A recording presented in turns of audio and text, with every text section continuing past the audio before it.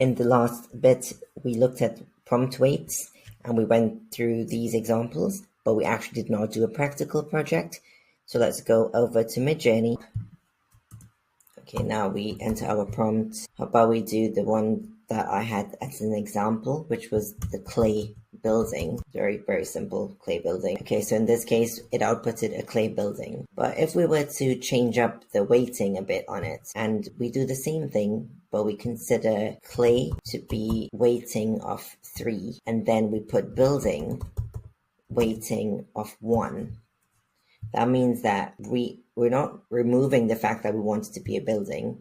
We're neutral with regard to building. We want to emphasize on the clay a bit more. Let's see how this changes anything. Actually, on the building, I'm going to put 1. Okay, so take a look at the first bits when we had clay building, where we used no image prompts. We got basically clay buildings. It's pretty good. My favorite is actually this fourth one. But let's take a look now when we added the weighting, what happened when we added the weighting of 3 to clay and we slightly increased it for building. We've got one with absolutely no, it can be interpreted as this is maybe a head coming through a building. I actually find this to be a bit scary. I actually really don't like it. But yeah, it's less so building in comparison to clay. In this case, yes, it's like a clay world, but it's not focused like a regular actual building structure like this one. So we've got some more variations in terms of how the clay is used. So there's more emphasis on clay, with building being there as inspiration, an idea, but it's not a core element, and the idea does not or revolve around building.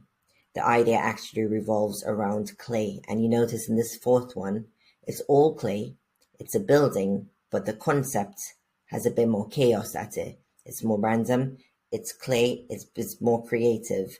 So we're getting more creative with the clay. We're using the clay more prominently while still having some aspect or idea of building being in it. My favorite is the third one. So with the image weight, I'll just remind you that we went from plain clay building, just one prompt, where both words clay and building were just equal to 1, very neutral.